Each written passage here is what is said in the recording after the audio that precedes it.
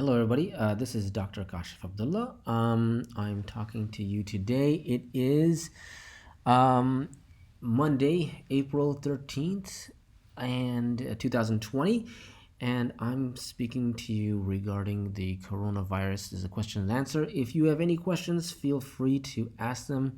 You can introduce to this channel to anyone you wish, and it doesn't have to be specifically. It could be even other things, non-coronavirus, but I usually start this topic with coronavirus since that's the biggest topic of the day, and we're all dealing with this problem.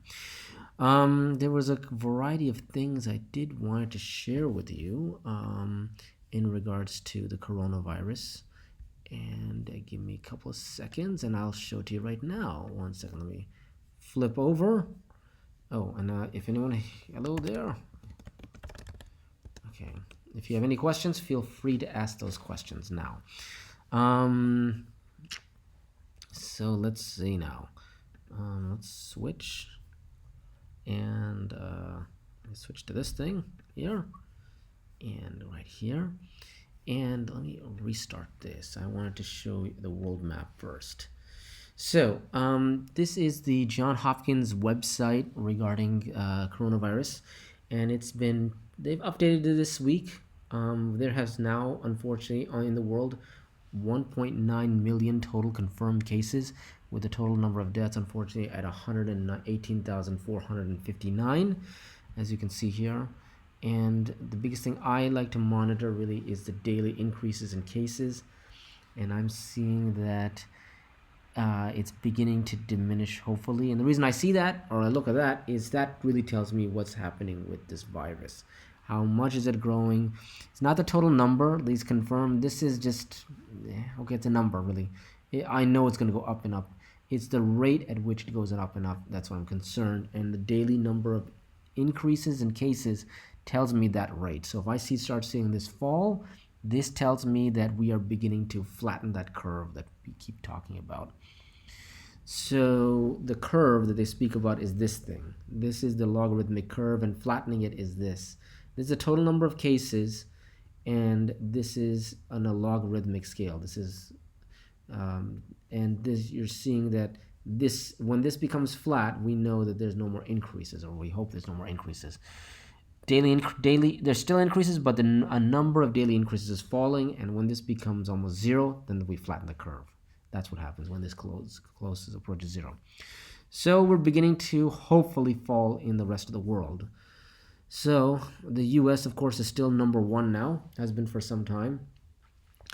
There is now 572,000 cases, and with 23,000 deaths. Unfortunately, the most number of deaths are occurring in New York City. And there is a really good US map. If you live in the US, this really helps show the map. I'll show you this, and I'll show you some interesting statistics. So let me just quickly jump here. Okay. If you have any, I just check back and forth if anyone has any questions. And at the very end, I will speak about insomnia. That's just something that I'm going to put in there as well. Okay, so the US, if you look at their daily number of cases, you can see that, well, we've likely plateaued. We're plateauing, hopefully, here in the US, hopefully. Not great. This is literally every single day there is 28,000 new cases on the 12th. That's a couple of days ago. That's yesterday. So yesterday there was 28,000, almost 29,000 new cases. One day, 29,000 cases. That's craziness. So Spain, if you look at Spain, the next number of highest confirmed cases says here 3,800. That was like a couple of days ago. So that was yesterday. So we were, oops, I'll decline that for now. Now I'll talk to them later. But you'll see in the US we had like 29,000. They have like 3,000. That's so small compared in Spain. And their curve is flattening more than the US. But you'll see the daily increases are falling. Italy is also falling, sort of. But Spain actually doing better than Italy, it looks like, in general. So France you can see that they're also coming down quite a bit. Germany has been really coming down. They're now at only 2,000 new cases, 2,000 cases in a day. United Kingdom is, well, is maybe plateauing. I don't know. It's good news is I've heard that Boris Johnson is now is leaving the ICU, or has left the hospital now, I believe. So that's good news for him. China, I don't believe, and let's see, Iran. I don't really believe Iran too, because that just seems too perfect. There's no ups. I like look. Germany has ups and downs, but the general trend is down.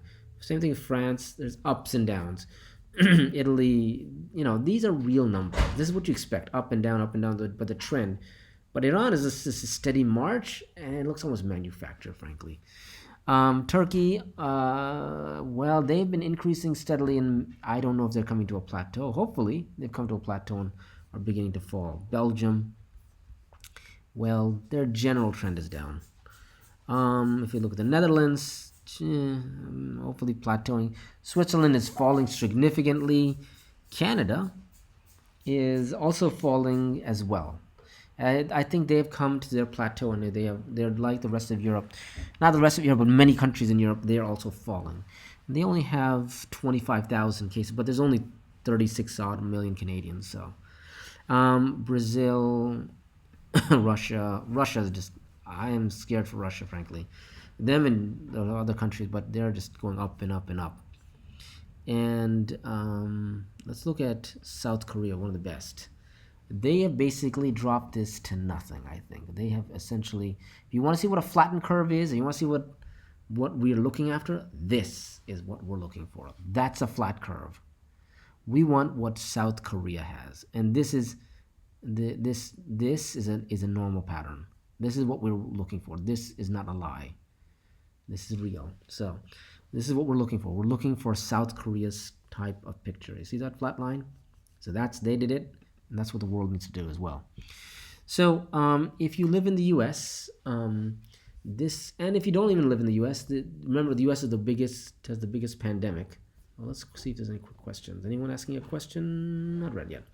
But let me go back. If you want to see what a pandemic looks if you want to see the hardest hit country, and of course, if you live in the U.S. or you live in Canada or Mexico and you're wondering what your neighbor is doing, here is the U.S. This is the current picture of where the epicenters of this virus are at. And you will see the epicenters are actually where the population centers are at in this country.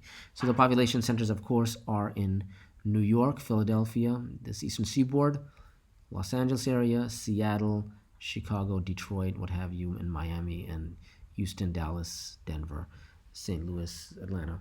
But the hardest hit is actually New York, and then comes Los Angeles. But this color red is a little bit misleading, I think. Meaning, I think the intensity, because I want to show you two different cities, actually. I'm going to show you Los Angeles. The one reason I'm showing, there's New York City right here with 8,600 deaths. And then the next one with the biggest number of deaths is Oakland and Los Angeles. Well, Los Angeles, Oakland. I'll show you Los Angeles. I got that one up first. But it looks like Oakland is surpassing, which is surprising. But you'll see New York is almost 7,000, whereas California, or just Los Angeles, is only 269,000. So California did way better than New York. And I want to show you actually New York's numbers. Where is New York? I pulled this up recently. This is New York. Okay. So if you look at New York, actually what I'll do is I will show you this. We zoom in, and I'm going to go straight to Manhattan. Let's see. Where's Manhattan? There's Manhattan. This right here. So I click that, and this total number of confirmed cases is 103,000 with almost 7,000 deaths. And that's what this is. This is, if you click this, a little bit expanded, you look at New York. So if you look at New York, what I wanted to show you is why New York is being affected as much as it is because, they have, or let's say, licensed beds, 8,600, and ICU beds, 940, okay? And if you look at the total confirmed cases, they have 189,000, but their death rate is the amount of in the hospital is well, I wanted to. It doesn't show you the amount in the hospital, but these are the number of beds they have. I wanted to show you this fatality rate of 6.68%. Total number of deaths is 6,800 confirmed cases. I want to show you now Los Angeles itself. Los Angeles is not just New York; is just Manhattan. It's not including the other suburbs. This is Los Angeles, and this is more of the city itself. So you'll notice the big thing is the population difference. 1,600,000 in a small little area. They have 1.6 million people. In Los Angeles, which is a very large area, actually, is 10 million. So that's a lot. But in that 10 million, the confirmed cases are only 8,894 and 269 deaths.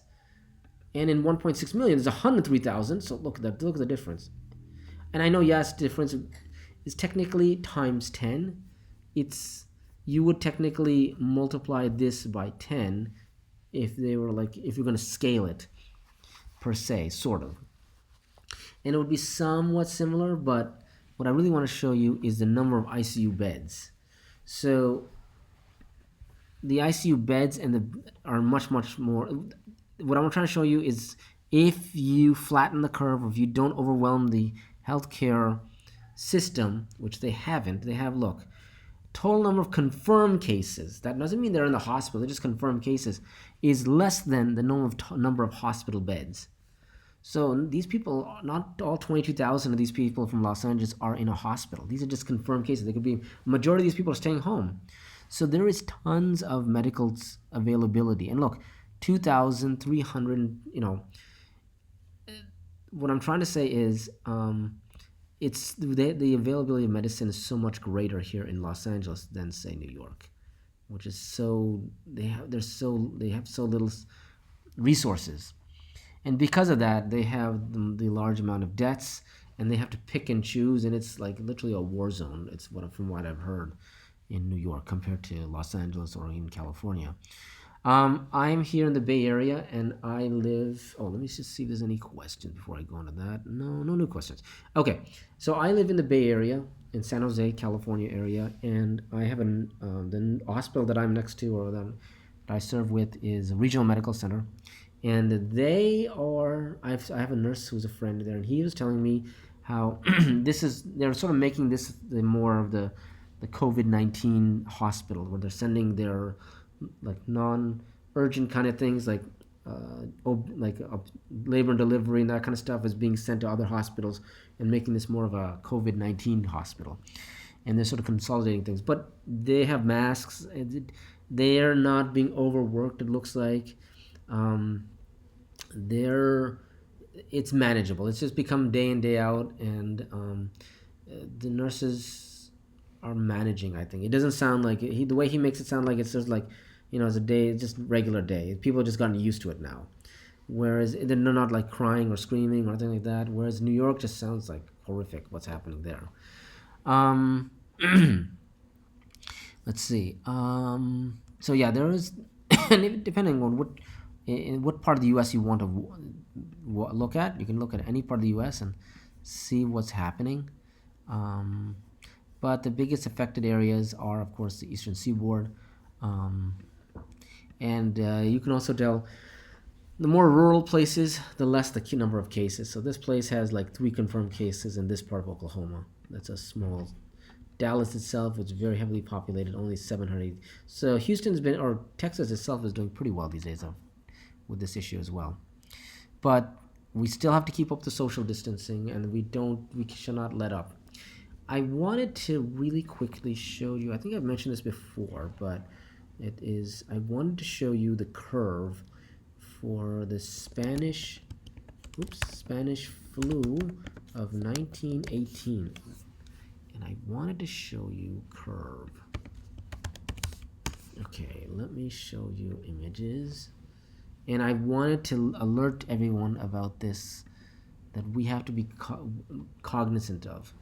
So I'm estimating we will look sort of something like this. There's a number of deaths that happened with the Spanish flu. Now, this Spanish flu, and the coronavirus are not the same thing, but the way it affects the population, I would say, is similar. So remember, there was no social distancing here. They had limited masks, and they were also fighting World War I at this time. But the way I interpret it is basically unchecked pandemic. And this is the whole world, I believe. And so, you can see there's two major spikes that occurred from, it looks like, the beginning of October all the way to like the beginning or the first or 2 weeks of November. So that's sort of like us. The first month, there's a huge spike. Then the next month to month and a half, there is a steady decline and drop until right about here, this second hump. That's not as severe, but there's still, in about 1 month's time, there's still a big case, and then it falls in a month. Oops, I don't want that. So my concern is that the COVID-19 will look like this, where we started here in March, went up all the way to April, and are now beginning to fall. And if we're saying this is like March, April, May, June-ish. June, everything's hunky-dory, everything's opening. People talk about opening Disneyland and all those kind of things in June or July. Everyone's happy, fun time. And then the beginning of July, all of a sudden there's a big spike. Not a big spike, there's a spike again. And then July is like just a wash. And then by September, October, it comes back down. And hopefully by then it's gone. So we don't want this. What I'm trying to say is this, that I'm concerned about finishing off the social distancing too early, and us not having a handle on this, and this coming back, roaring back. This may happen with us. This is just some more social distancing, but I'm really concerned about that curve. So that's one thing I wanted to mention. Is there any questions? Let's see. No questions here. Okay. Well, what I wanted to present now is, this is the last couple of minutes. I wanted to, if there's no new questions, I thought I'd introduce another topic, and that was just insomnia. And I'm going to start making these, I've said this before, but I'm going to start making these videos by itself regarding various medical topics. And if you have a medical topic, you can leave me a message, and I'll see what I can do about making something like that. So I thought I'd discuss in the last couple of minutes insomnia in general. So, and insomnia, I would just be saying, is affecting a lot of us these days with these social distancing and the quarantine. How do we deal with insomnia? What do we do about it? Well, insomnia has a whole bunch of causes. It's like any other issue. So one can be stress. You can be stressed and have insomnia. That could be either home or work, or poor sleep hygiene. That's having like the TV on all the time, or not having regular sleep hours, or having something distracting in your bedroom, or sleeping somewhere where there's a lot of noise, or not a place of conducive for sleep. Anxiety can also cause insomnia. Anxiety can be a lot of things, especially that's another form of stress. Depression can be another major cause of insomnia. Or being just overly concerned about insomnia in general. So you have insomnia, and then you're concerned about having insomnia, and that causes you to be God. So it becomes a positive feedback loop that just gets worse and worse and worse. And of course, medicine, something that is keeping you awake. And it doesn't have to be medicine. It could be like chocolate. It could be caffeine. It could be nicotine. Anything that's like a stimulant can keep you have insomnia. Also alcohol. So one of the big ones is, more than anything else, is what we fall into is poor sleep hygiene. And poor sleep hygiene is not sleeping on a regular time, staying in bed too long, taking daytime naps, reading, eating, watching TV in bed, so that means using your bed as your living room sofa, or a chair. Your bed is not meant to be that. It's only meant for sleep. So having caffeine before bedtime can cause poor sleep hygiene, or not taking time to relax before bed, or forcing yourself to sleep. That's also for poor sleep hygiene. A lot of people try to do this, forcing themselves to sleep. You should not force yourself. It should just happen naturally. Let it happen on its own. Don't I have to sleep. So what do we do? How do we how do we deal with this poor sleep hygiene and all these issues? Now, anxiety, depression, these things you should speak to your doctor about, or even being overly concerned about insomnia, something you can talk to a doctor, or medication, stress, all these other things you can talk to your physician about, but many of them just lead to poor sleep hygiene as well. So if you tackle poor sleep hygiene, you can also, with the help of your physician, work on the other ones and help try to prevent or alleviate the insomnia. So how to improve your sleep hygiene is one, it said not sleeping at a regular time. Well, you can do that. Keep a regular sleep time. Okay? So if you go to sleep like at 1 to 11 o'clock, 1:30, and then 12:30, and then 10:30 one day, and all over the place, that's not good. You should have a regular sleep time all the time. Like, I will go to sleep at 11, and that's it. You go to sleep at 11 no matter what. So that's a regular sleep. And then don't stay in bed after waking. So you awoke, and now you're in bed. That's a bad thing. Some people just wake up, and now they're sort of on their iPhone, or they're just doing nothing, or they want to sleep, especially now with quarantine. They're just in bed all day. That's it. Don't stay in bed. You woke up, get out of bed. What you're trying to do really is you're trying to make the bed a sanctuary for sleep. The bed is only there for sleeping. It's not there to do stuff. So don't stay in bed after waking. Don't take long daytime naps for more than an hour. Say some people take naps. That's going to screw up your sleep schedule as well. Don't do that. Don't sleep for more than an hour. You can, if you want to nap, 15 minutes tops. Don't read, write, or watch TV in bed. And now lots of people have these big screen TVs in their bedroom. That's a bad idea. I know it's tempting and it feels so good. You wake up nice and warm and I just turn on the TV and start my day this way. Bad idea. Don't do that, especially if you have insomnia. Don't do these things. Don't write or read in bed, especially in the morning or what have you. Just get out of bed, especially if you have insomnia. No caffeine after lunch is another thing. So you want to remove that stimulant from your body. Sometimes caffeine can take over 6 to 7 hours to come out of a person's system. So no caffeine after lunch. Let's see, close that. Or no alcohol 6 hours before bedtime. That's another thing. Avoid over-the-counter sleeping pills. So a lot of people take Unisom or Benadryl. Don't do that, really. Don't. That's not going to help you. What you can do is this. Keep the bedroom dark, quiet, and a comfortable, cool temperature. Don't make it too hot. Make it like 18 degrees Celsius, or if you're an American, 68, 66, 65 degrees Fahrenheit. But allow the bed sheet to keep you warm more than anything else. And the last thing is, don't force yourself to sleep. I said that both for poor sleep hygiene and to improve. So if you don't feel sleepy, get up and do something. Don't turn on the TV.